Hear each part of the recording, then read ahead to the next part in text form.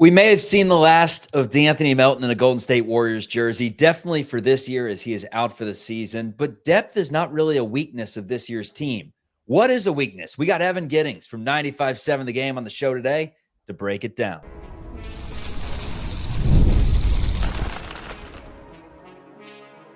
You are Locked On Warriors, your daily Golden State Warriors podcast. Part of the Locked On Podcast Network, your team every day. Oh, what do you say, everybody? Welcome to Locked On Warriors. We appreciate you for making it a part of your day. Wherever you take us, whether it's in the car, whether it's in the gym, whether it's before you go to sleep, or the first listen of your day, we very much appreciate it. A lot of ways you can check out the show. YouTube, if you're watching us live on YouTube right now, give us the thumbs up. Subscribe to the show if you haven't. Warriors content nonstop. Also on the audio podcast app. Be subscribed to both, whatever you're in the mood for and whatever life calls for. Today's episode is brought to you by Prize Picks. Download the app.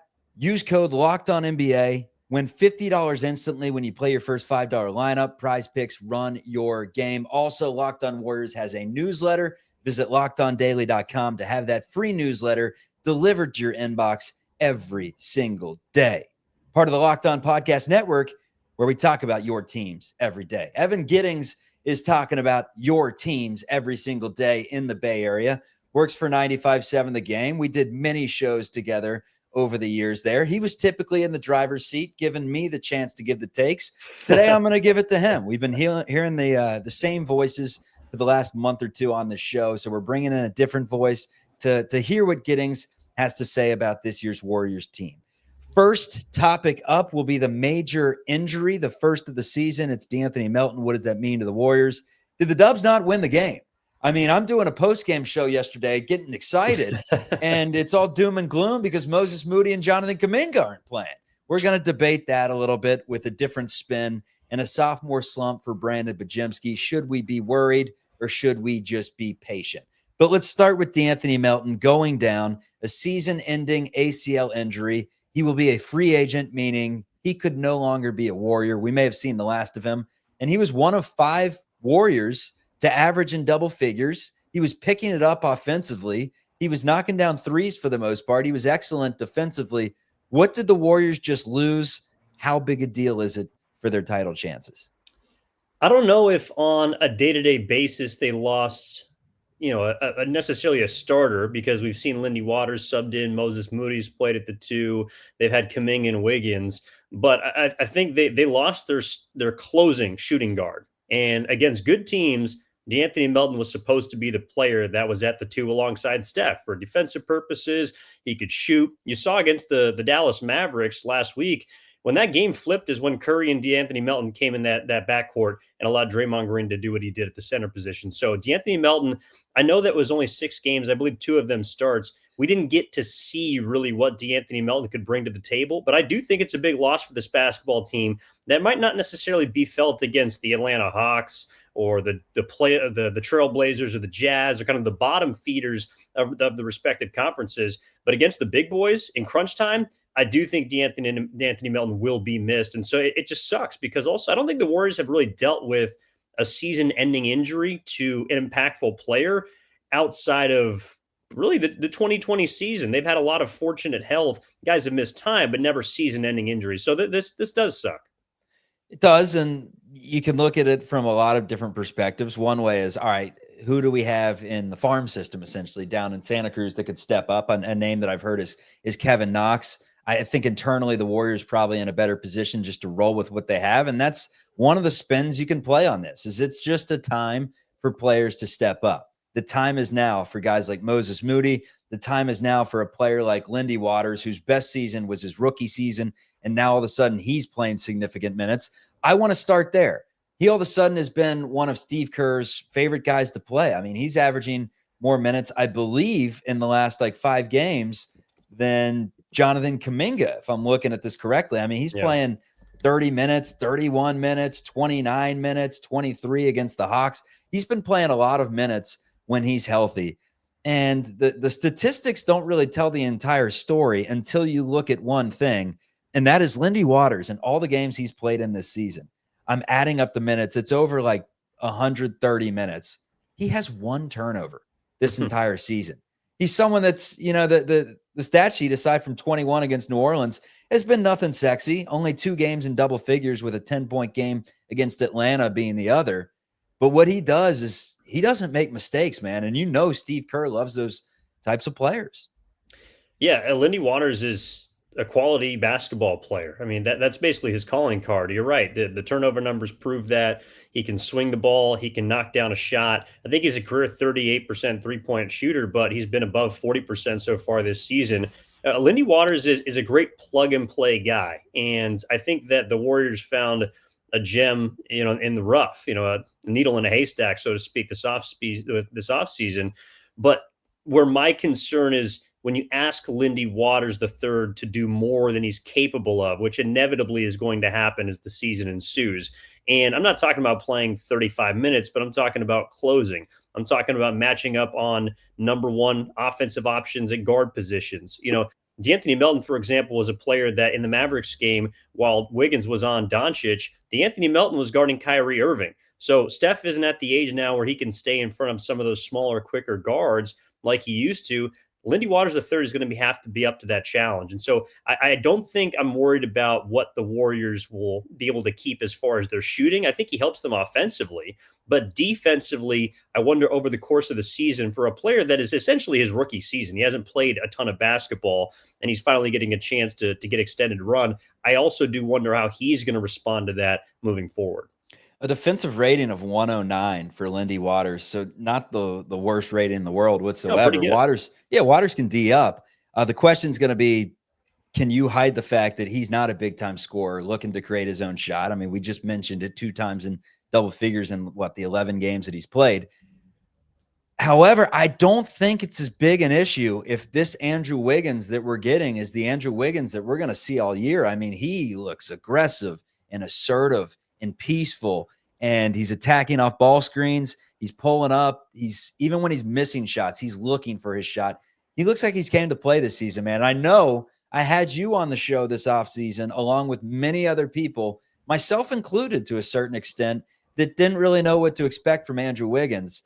Are you bought in yet that this is a turning point in his career and Wiggins is back on a really good contract, it's looking like? Yeah, I think a couple things. You're absolutely right. Andrew Wiggins seems to be in a fantastic headspace, and it's apparent in his play. I think it's apparent off the court, and it's unfortunate the tragedy that him and his family suffered this offseason, but it does feel like, in a way, it sort of freed him a little bit, and he talked about that. But the thing about Wiggins is he's now the number 2, and he's back to being the player that I think he was in Minnesota, but also on that championship team.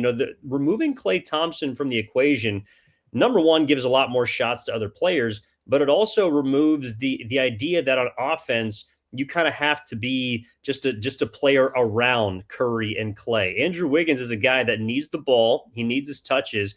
And I think when he was caught in the position that a lot of times you would just throw him the ball and say, bail us out with 5 seconds left in a possession, he doesn't always thrive in those spots. And so I think offensively, he's playing with more confidence, certainly. And then that's bleeding over to the other end where we know that he can be a lockdown perimeter defender, and he's applying himself. And I think also the depth and the amount of players that they have to sort of take the minutes load off of Andrew Wiggins is helping him as well. So Andrew Wiggins does look absolutely bought into this team. The one thing that is interesting, though, is it's not just you and I, Chuck. I mean, the Warriors tried to actively trade him this offseason. He was in every potential deal. His name was floated multiple places, and the Warriors were aggressively shopping him no matter who you asked as far as basketball insiders go. So I think the Warriors are also very surprised that this is the Wiggins that they've gotten, and they can't be more happy because this is a guy that has been a big part of an 11-3 start to the season. And it would make you think that based off what they've seen and the contract that they have him on, that the plans that they had to maybe shop him around doesn't make sense at all anymore. No? Well, I do think if they're going to try and swing a big deal during the season, I have reservations about that. He's the guy that kind of has to be involved. That's another area that the De'Anthony Melton injury hurts you, because not that he's untradeable, but the Warriors don't now get to access the full total mid-level exception. They can apply for, I think, an injuries designation, but it's not the full amount, and they can't go over the first apron with where they're at. So De'Anthony Melton, he's not essentially untradeable, but I highly doubt that they move him in a deal if they do something midseason. All right, coming up, the Dubs won the game. They kicked the hell out of the Hawks, to be honest. It was never a game after 6 minutes had gone by in the first quarter as the Warriors win it by 23 points. But after the game, the doom and gloom of the Kerr rotations, what's going on with that? Let's hear Evan Giddings' reaction to Moses Moody and Jonathan Kuminga not getting much playing time the last few games and for a large majority of this season. That's coming up on Locked On Dubs. All right, sponsor time, Prize Picks. Prize Picks is good stuff. You can win up to 100 times your money on Prize Picks with as little as 4 correct picks, and you can do it in California. Prize Picks puts their members first, so all withdrawals are fast, safe, and secure. When the picks hit, you can get your money in as quick as 15 minutes, and they got Venmo for quick and easy deposits and withdrawals into your account this sports season. How does it play? Well, you have an insurance policy, which is nice. If one of your players gets injured, you can get your money back, which you love. If you think Steph Curry is going to get more than 4 3-pointers next week, or Anthony Edwards is going to score more than 27, you can cook up hot takes with your buddies and win real money this basketball season when you and your crew run your game on Prize Picks. Prize Picks is the best way to win real money. Which basketball players are going off, which ones aren't. You make your picks in less than 60 seconds and turn your sports opinions. All you people in the comments that say you should be coaching instead of Kerr, this is your chance to win real money.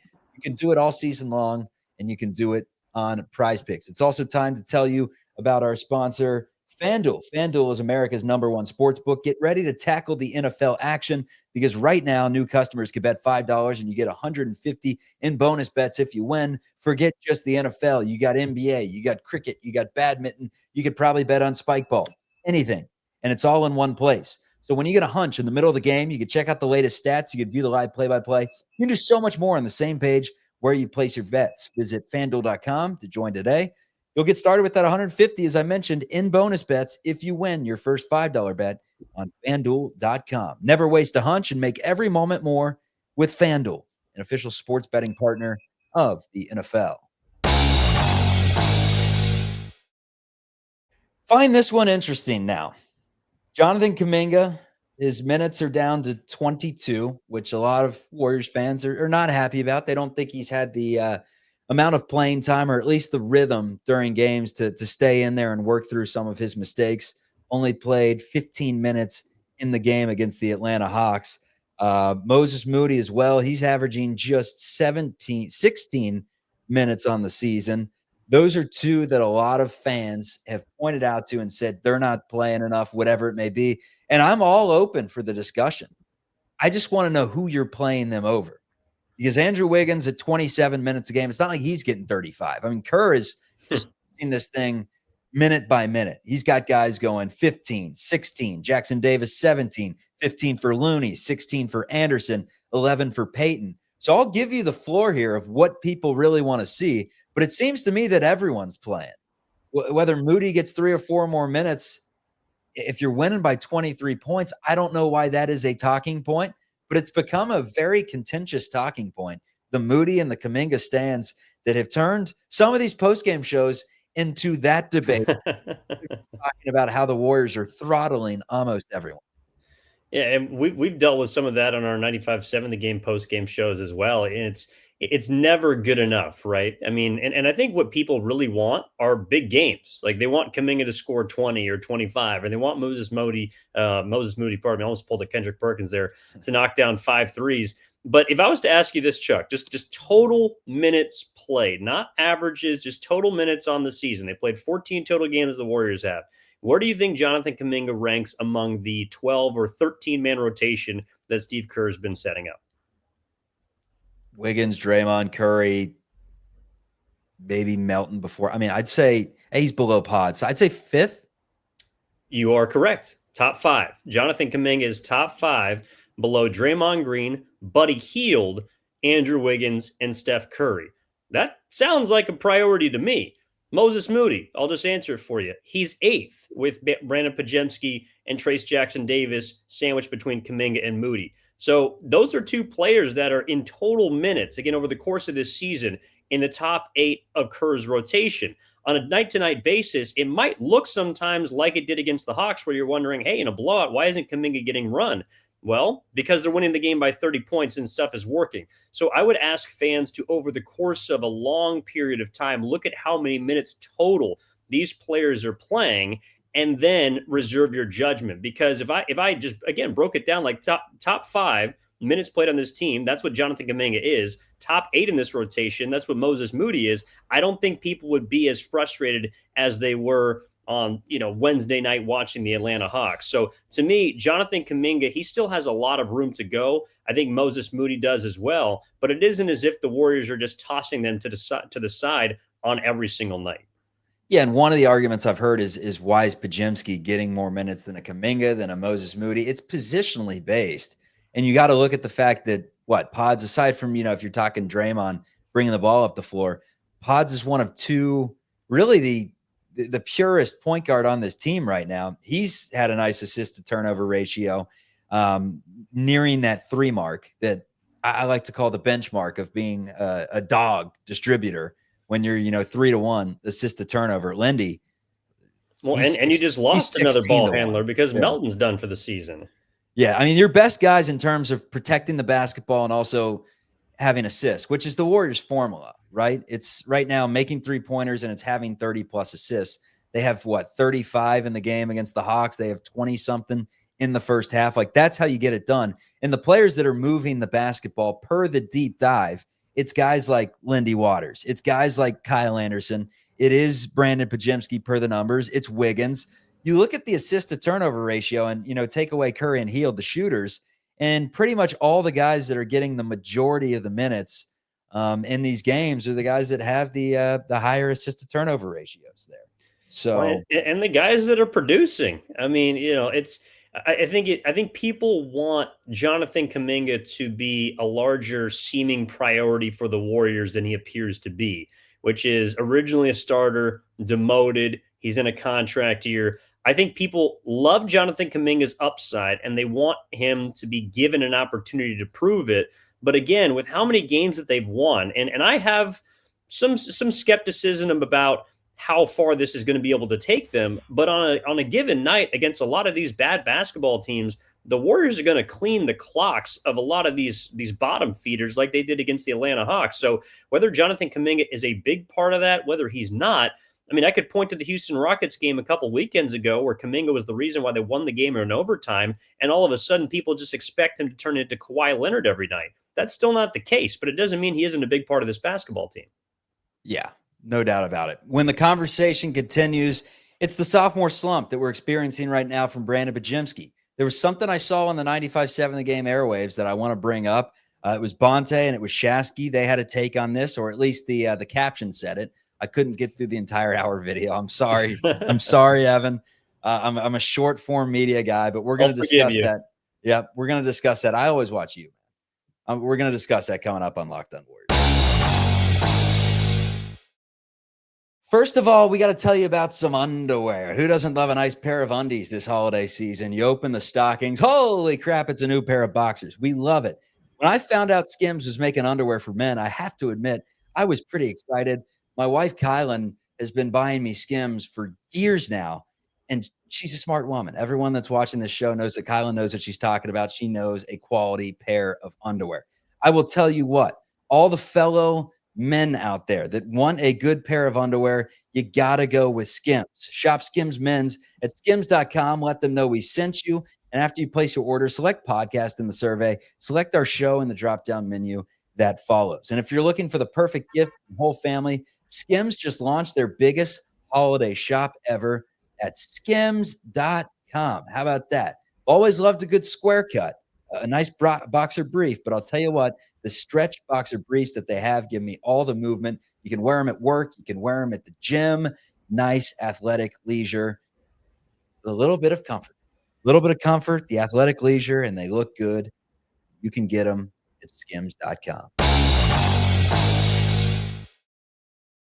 Brandon Podziemski was one of my big talking points in the offseason just because, one, I saw, I liked what he did in his rookie year. I mean, he's all rookie team. How can you not? He was pretty consistent. was really good with Steph Curry on the floor. And I feel like a lot of his minutes this year, correct me if I'm wrong, without doing the deep dive, have been without Curry because he's playing the backup point guard position. And maybe that has affected somewhat to the play that he's had and caused some of these struggles. But watching him last year, and then you do the deep dive in the offseason, looking at the highlights and just watching condensed games back, and he just made all the right plays, and he could knock down shots. This year, he's still making winning plays, and he's getting minutes, and he's helping the team in his own way. But from what we heard in the offseason, someone that's gonna look for his shot, someone that can score, Joe Lacob saying he's a potential all-star.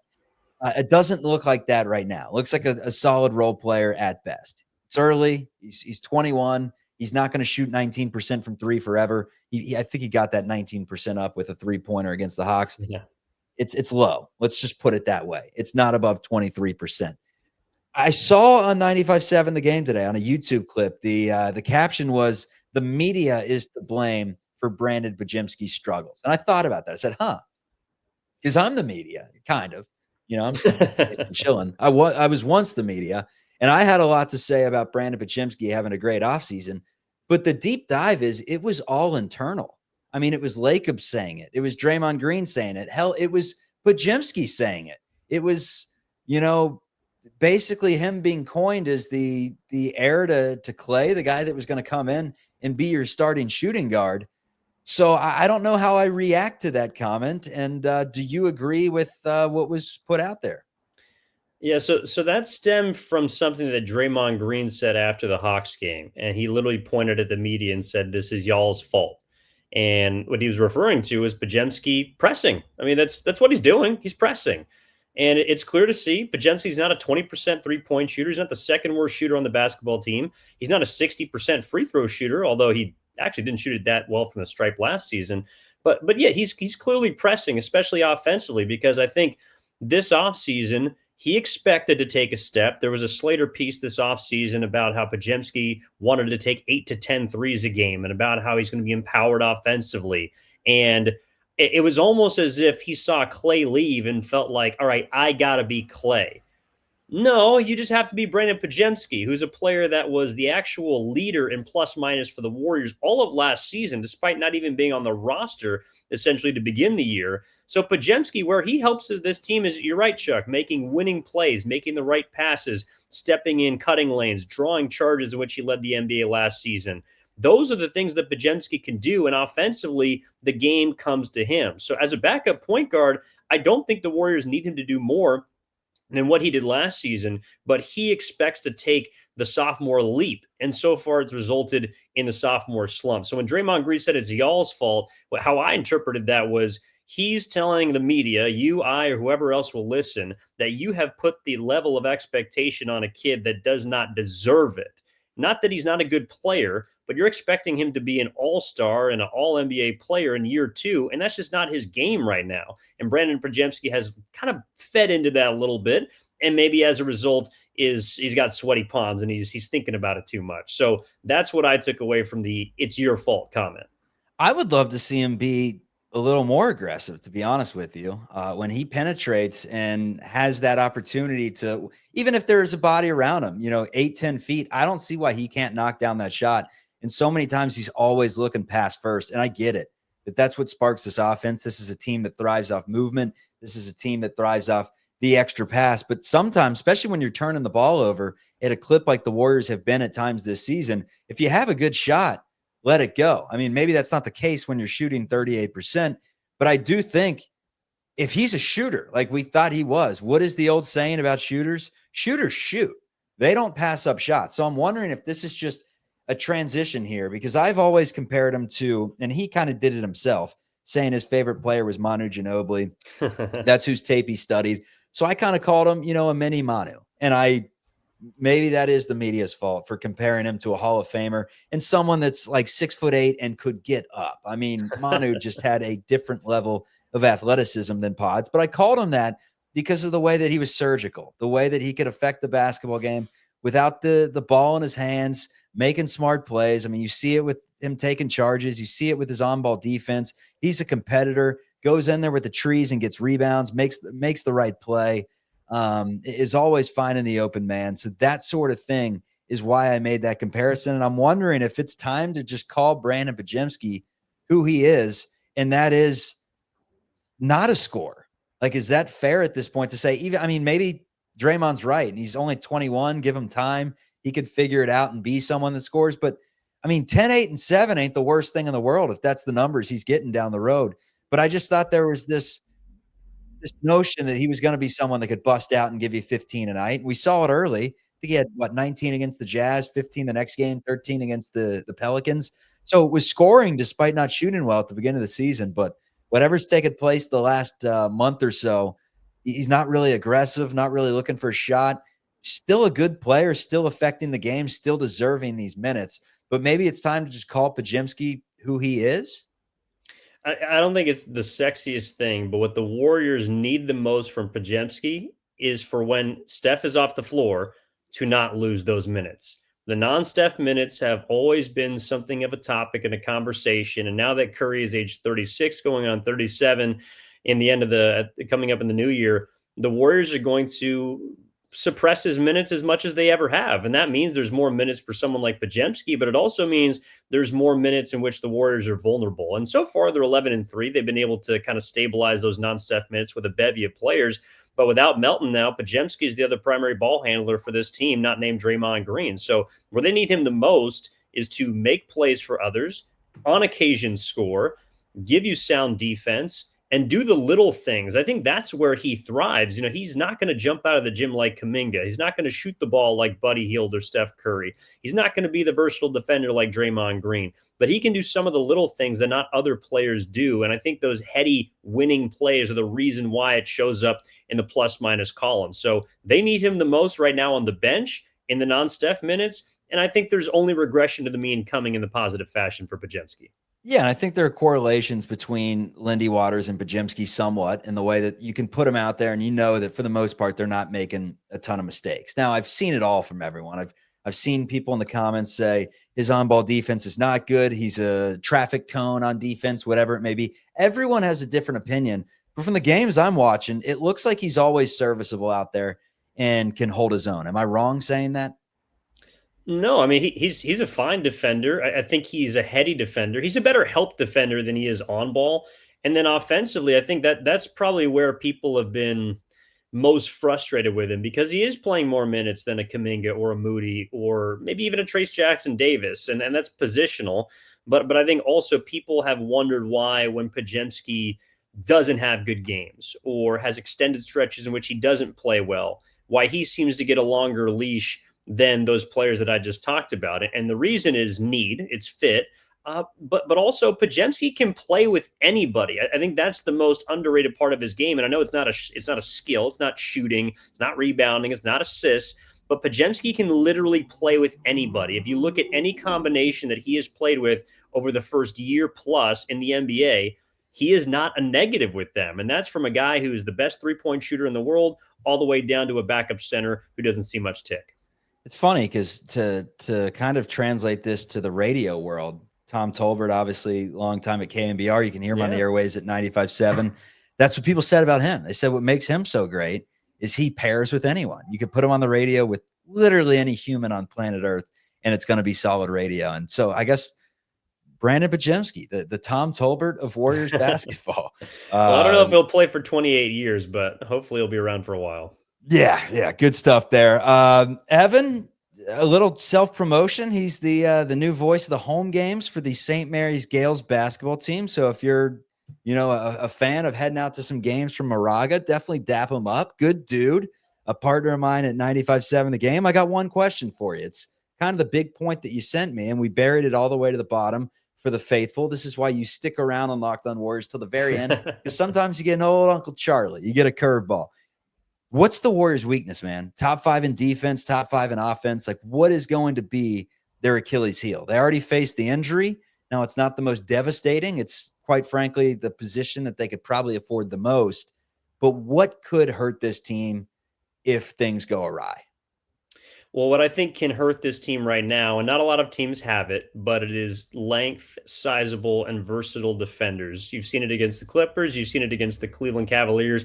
You even saw it for stretches against the Dallas Mavericks. Good basketball teams that have a lot of wings can get in the jerseys of the Warriors. Steph, God love him, he's turnover prone. Podziemski's been a little loose with the ball. Draymond Green against the Clippers had 6 turnovers. And when they begin to turn over the basketball, I don't know if there's necessarily a stabilizing true point that can get them to where they need to be. It's also free throw shooting. This is going to be an issue for the Warriors, and it's not going to turn up every single night. You know, they're going to be able to beat again the Hawks. They're going to be able to beat a lot of basketball teams without free throws being an issue. But in close games, shooting sub 70% or around 70% from the stripe, that is going to do you in a couple times. So those would be my 2 things.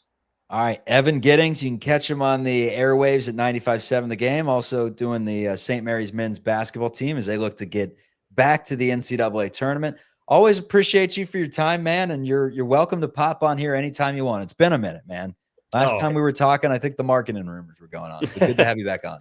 No, hit me anytime, Chuck. Love your stuff. Glad you're doing this and happy to join. And of course, you got a good audience too, man. Seem like some knowledgeable Warriors fans are flocking to you, so I'm glad to see it. Oh, they're down, and I'm always down to debate. You know, I like to bring up the points with the guests on the show. The guests have their opinions. Those in the comments have the opinions. And every day, you know, I'm willing to, you know this, I'll waffle, man. If an opinion needs to change, I'll change the opinion. If someone comes on the show and gives me good points, I'm going to give credit where it's due. And that was a good conversation from you today. Very fair. And I hope the listeners and viewers out there learned a little bit more about the Warriors and maybe show up to the next post game after a big win on Friday against the New Orleans Pelicans. And rotations aren't even brought up.